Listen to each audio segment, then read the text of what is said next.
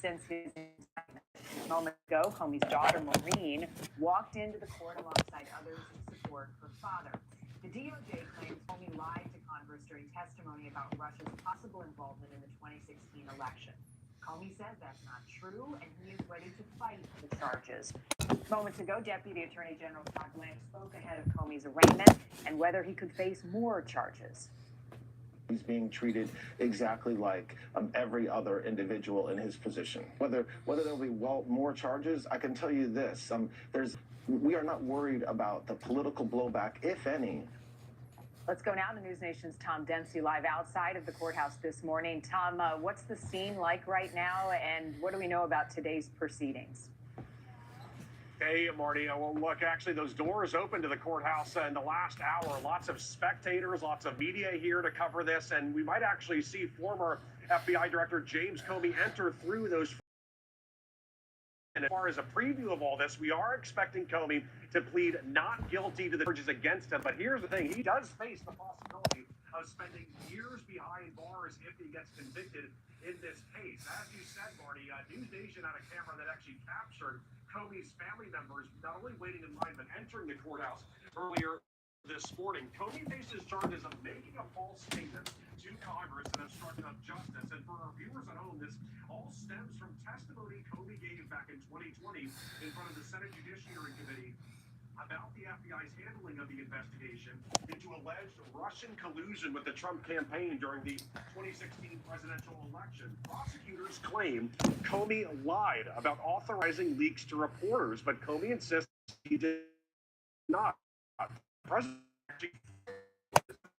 during his first term and described the investigation as a hoax and a witch hunt. Earlier this week, he commented on it. Comey's a perfect guy. He asked me for years. And he got caught. Look, this is just a simple case. He totally lied. He made a very definitive statement and a very concerning him. And he got caught in that. Another name to keep in mind with this case, we're talking about former White House aide and now acting U.S. Attorney Lindsay Halligan. She's going to be the lead prosecutor against Comey. She actually got sworn her position after U.S. Attorney Eric Siebert resigned following President Trump's calls for him to be ousted. According to the Washington Post, Siebert declined to prosecute James Comey, citing insufficient evidence of giving false testimony. Comey's indictment also led to some Democrats accusing the Trump administration of weaponizing the Department of Justice. But Comey now says he really plans to fight back against all of this in court.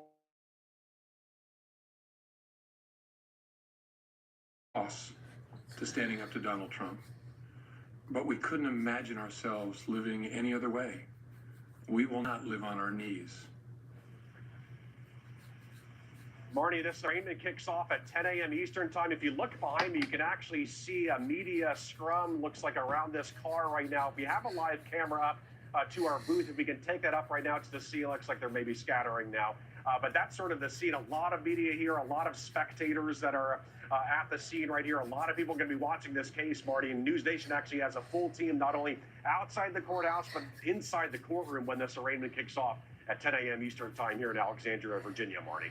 Real quick, Tom, who else is there at the court in terms of supporters for him, his family members who have already arrived? Yeah, so we saw his daughters as well as his wife arrive earlier this morning. We've seen about maybe 2 or 3 different protesters. You can see one of them holding up a sign right there. But we do want to note we are expecting Comey to arrive. He can arrive literally any minute at this hour. This hearing kicks off in less than an hour. And to walk our viewers sort of what to expect with this court hearing today, beforehand, we're going to see Comey enter in the doors of this federal courthouse here in Alexandria, Virginia. He'll then be taken through sort of the process, the legal process of getting his mugshot taken and filing paperwork. We're not expecting this arraignment to last very long. The judge is going to ask for a plea from Comey. And again, we're very much expecting him to plead not guilty. You heard that soundbite from him where he says he intends to fight all this in court. And then there'll also be dates set for future proceedings. But again, a lot of people watching this, and that's sort of evidenced by all the media that's out here today. and some of the spectators and some of the protesters who are out here right now. Another thing to note with these legal proceedings, Marnie, is that the judge overseeing this, I think I mentioned it, was actually appointed by President Joe Biden back in 2021. So, again, a very interesting case to watch here. This is going to be the arraignment of former FBI Director James Comey happening in less than an hour, Marty.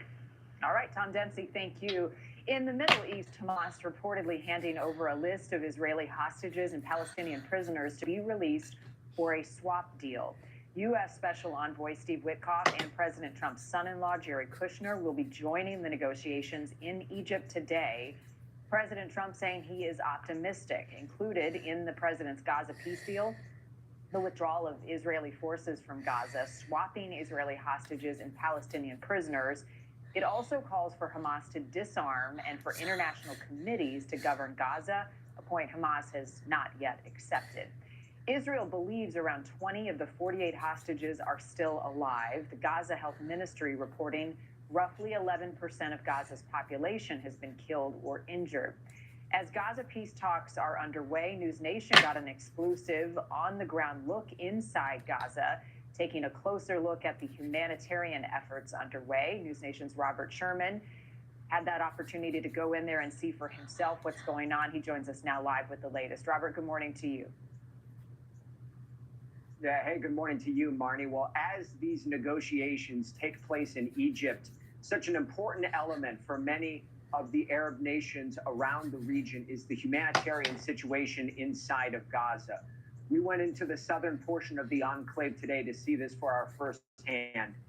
Much of southern Gaza is just rubble at this point, 2 years into the war. And what we saw this morning was one of the Gaza Humanitarian Foundation's aid sites, where at the time, there were about 6,000 people who were there walking miles on end in order to get food, in order to get nourishment, the necessary supplies, in order to keep them going. This has been a major effort. The GHF is backed by the Israelis and the Americans. We met a lot of Palestinians today who said things to us like they don't like Israel because of the way the war has been carried out for the last 2 years. But by that same token, they don't like Hamas for putting themselves in this situation, for the dangers that are created on a daily basis inside of Gaza. You see a lot of blurred faces in these videos here. That is because of the dangers that some are undertaking just to go to some of those sites. This was us on the drive-in to southern Gaza itself. We spoke with the GHF, who says that Hamas utilizing aid historically in order to exert control over the people inside of the enclave. Take a listen. So historically speaking, Hamas has used controlling aid distribution as a means of controlling the Gaza Strip. What has that been like since your operations began?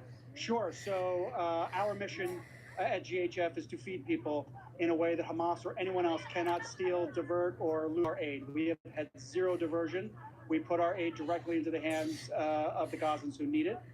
There is an ongoing Hamas threat. The Gaza Humanitarian Foundation, admittedly, is a controversial one. It's received widespread condemnation from American allies, from NGOs who criticize the fact that they use private security contractors, believing that the group doesn't have the ability to deliver aid to enough people in an efficient manner. We'll show you an inside look at their operations and allow you to decide for yourself throughout the day here on News Nation. Marnie. Wow. What a look. Robert, thank you. We'll come back to you shortly. Meantime, Homeland Security Secretary Kristi Noem in an ICE facility in Portland this week, drawing protesters to that area. President Trump claims Portland is in the middle of an insurrection, saying he is considering invoking the Insurrection Act of 1792 to deploy troops for civilian law enforcement. Meanwhile, hundreds of National Guard troops are in Chicago, despite legal pushback from state and local leaders. President Trump posting to Truth Social just a little while ago saying that Chicago's mayor should be in jail for failing to protect ICE officers. Governor Pritzker also. News Nation's Xavier Walton joining us with the latest on this. Xavier, good morning. Chicago's mayor is now calling this an act of war. Marty, good morning. Yeah, strong words from the mayor of Chicago, also from the governor of Illinois, J.B. Pritzker. But, you know, President Trump has been talking about this for weeks and weeks and weeks now. And it's actually happening, right? You have the Texas National Guard in Chicago. You're seeing the video here. Now the question becomes, when are they going to start patrolling streets of Chicago? But all this after Texas Governor Greg Abbott deploying some 400 troops to Illinois at the president's request, all part of what the White House is calling a security response to growing clashes outside immigration enforcement sites. Chicago Mayor Brandon Johnson accusing the president of escalating tensions.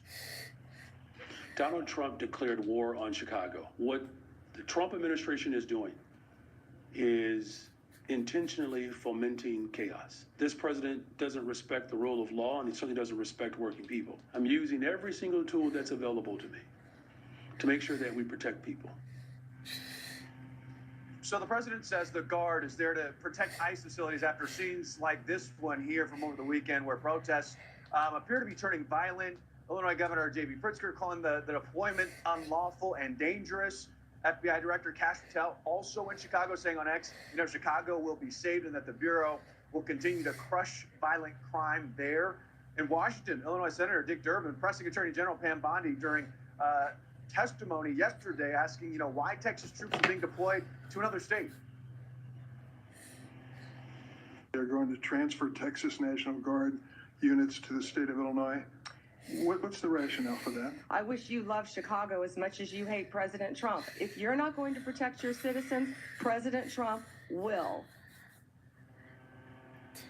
So more troops could follow, not just Chicago, other cities as well. And this morning, the president also considering invoking a 1792 Insurrection Act, essentially allowing use of military forces inside the United States with, under certain circumstances.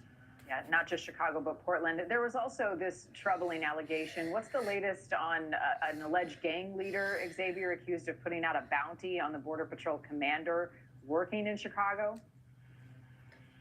Yeah, it almost doesn't seem real.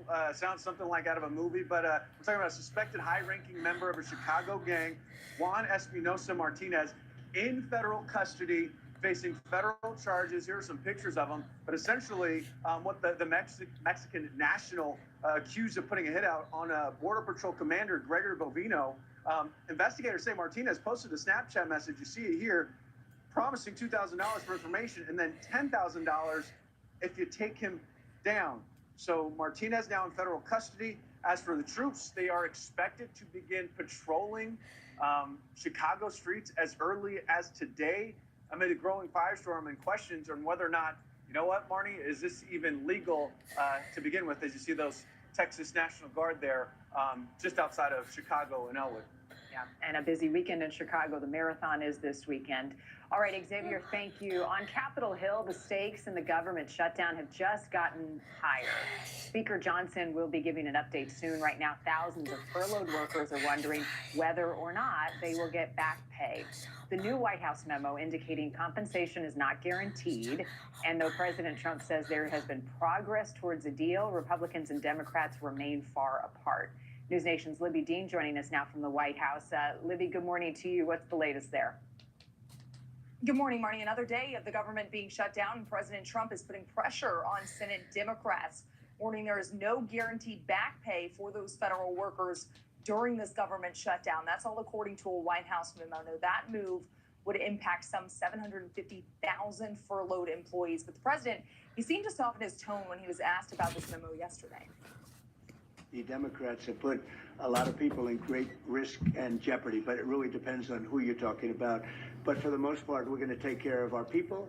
There are some people that really don't deserve to be taken care of, and we'll take care of them in a different way.